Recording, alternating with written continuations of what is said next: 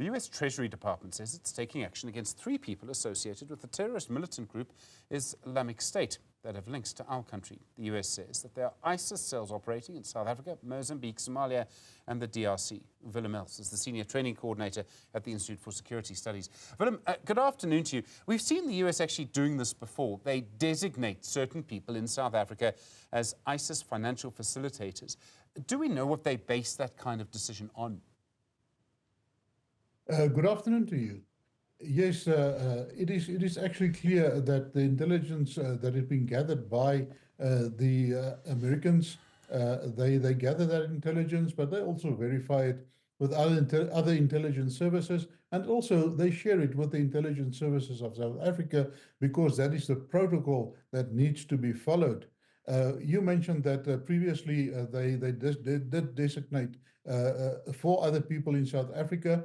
And what is normally the protocol after that is that the information will be handed to the Hawks, where your Hawks will then investigate these allegations or these intelligence that have been gathered, and they have to turn that into evidence. They have to build a case, and once they have been able to build a solid case against these people, it must go to the National Prosecution Authority, where they will then charge these people. But until now, since 2022, we saw the 4 people that have been flagged, and none of them have been arrested.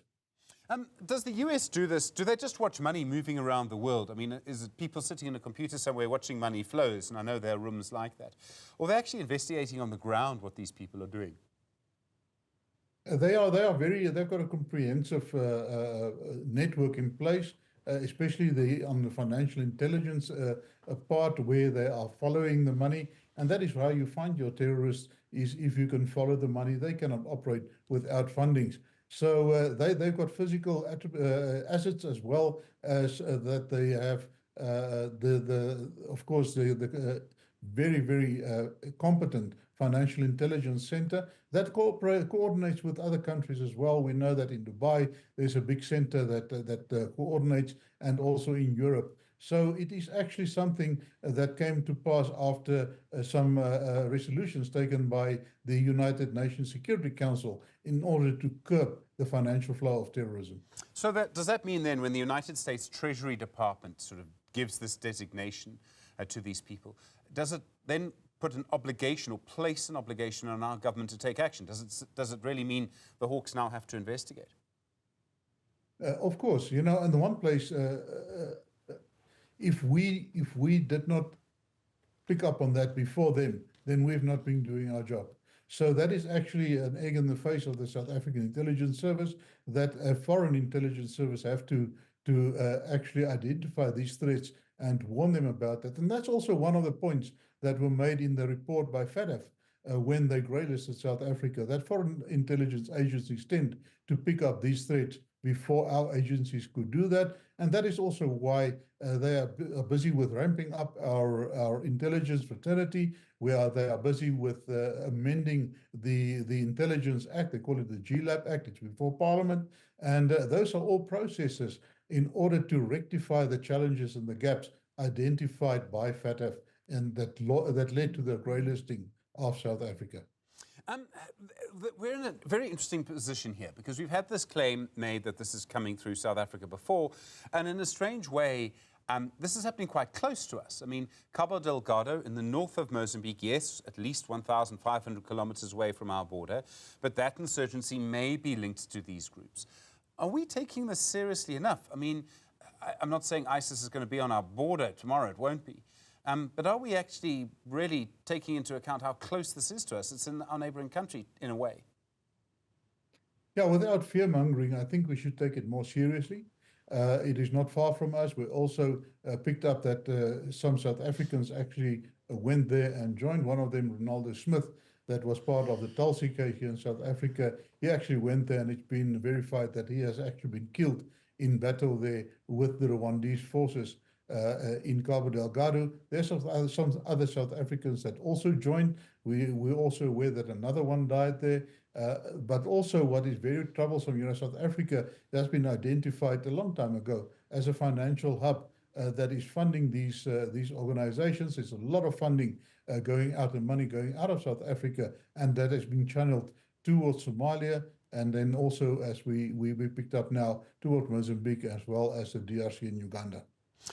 You made the point that money really is important to groups like this. So when there is this designation, does it switch the tap off, or do they just get someone else to move the money around for them?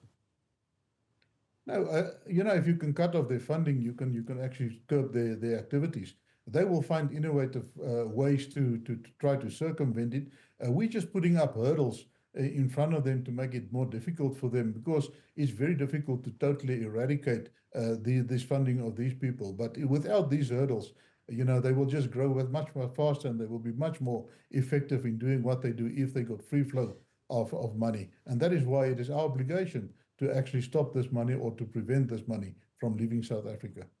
I must say, I realize and I understand that when it comes to issues involving, you know, cross-border financing, when it comes to this kind of problem, officials generally are quite quiet about it. I don't expect, you know, our intelligence services to sort of, you know, be shouting anything from the rooftops. But they're very quiet about this, and the US is clearly very concerned. Of course they are, you know, especially in the wake of what you mentioned, the previous guys. If you go back, the one person that have been sanctioned by them in 2022 is Fahad Humar from Durban. We all know the Humar case that was on the role in the court there. We also can remember, if we remember correctly, that that case was actually struck off the roll because of very poor police investigations, and also with the prosecution. So Fahad Humar walked free, and we haven't seen, and after that was in 2018, after that we haven't seen any progress in even trying to prosecute him, because he's been flagged in 2022.